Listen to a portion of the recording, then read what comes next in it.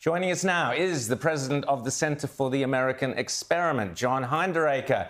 John, great to see you. Lots been happening since we spoke a couple of weeks ago. You've written on your Powerline blog, which is the must-read blog, yourself and many other great writers on there. You have been writing about Donald Trump, and you've been writing that you think well, I'll let you tell what you've been writing. You do it so much better than I will. Take it away, John Hinderaker. Well, first of all, James was just talking about the midterm elections, and of course, they were a big disappointment for us Republicans. We were expecting a red wave. We got a pink ripple.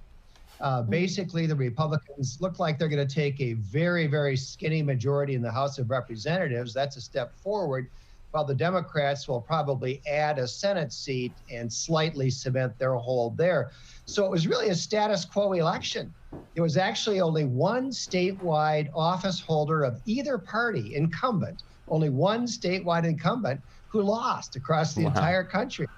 So here we have 70% of the people saying we're on the wrong track. We have inflation, crime, all these issues, and yet voters essentially voted for the status quo. Now, Rowan, you asked about the role that Donald Trump played in the election. I think it was a very negative role in a couple of ways. For one thing, the midterm election is always a referendum on the president, right?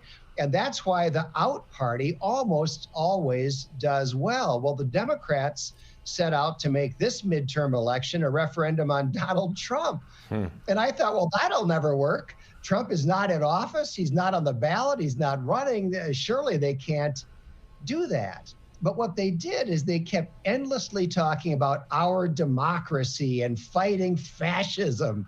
I mean, these things are just bonkers. But all of that talk was code for Donald Trump. And there are major areas of this country where people just hate Donald Trump.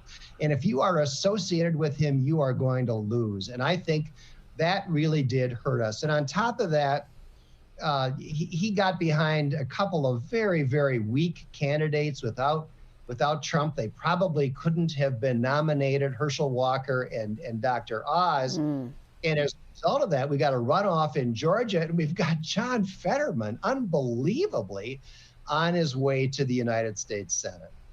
Rita. And we had a low turnout among rural voters, and they're the ones who come out typically in huge numbers. Well, they did for Trump in the past.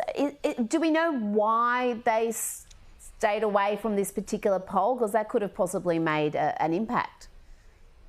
I think there were some sectors of Republican voters that did not turn out the way they were expected to. Now, Democrats turned out like crazy, and in part that was due to abortion. I think the Dobbs decision, while it was certainly right, may very well have cost Republicans control of Congress. I think there was some complacency, some overconfidence on the Republican side. You know, we're used to thinking that the polls understate Republican support. So if we're close in the polls, we're going to win. Well, that didn't happen this year. If anything, the polls may have understated Democratic turnout and Democratic support. And I think some Republicans were overconfident and were complacent. James?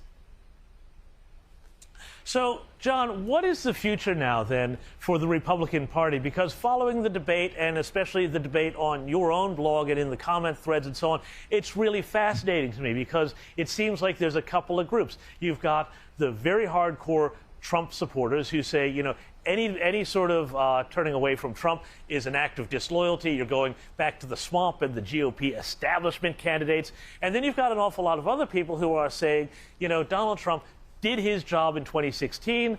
He was, you know, a necessary handbrake to stop Hillary Clinton. He got some great judges in. He did a lot of great work.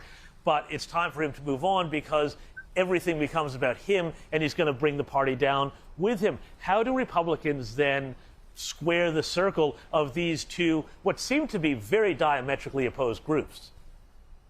James, I think that what you call the Trump hardcore is a small minority of the Republican Party. I mean, I've defended Trump 100 times against unfair attacks. I thought he was a very good president. But the way he has acted over the last now couple of years, and most recently when he just bizarrely attacks Ron DeSantis and Glenn Youngkin, that is completely unacceptable. And I think he has become an albatross around the neck of the Republican Party. And to me, a clear majority of Republicans want to move on from Donald Trump.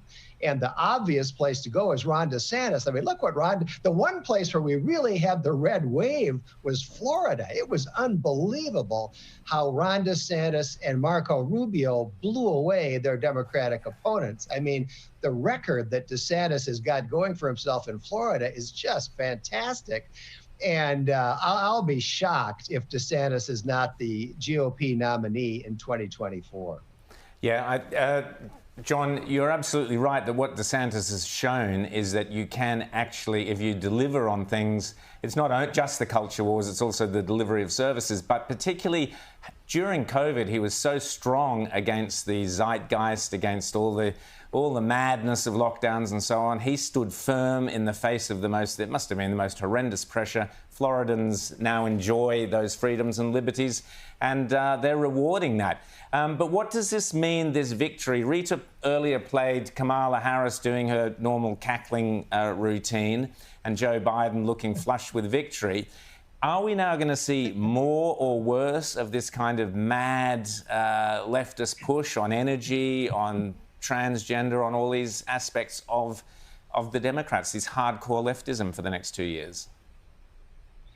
Well, we're going to see it. There's no doubt about that. Now, what we have going for us is that the Republicans will narrowly control the House of Representatives. We're pretty sure that's right. A few states still counting ballots, but I'm pretty sure that's going to be right. So the Republicans will be in a better position to block those initiatives going forward than they have been for the last 2 years.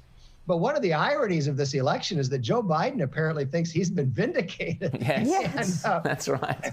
He's talking about trying to run in 2024. The Democrats got to be tearing their hair out, because the last thing they want is trying to figure out how to ease, poor old Joe out the door.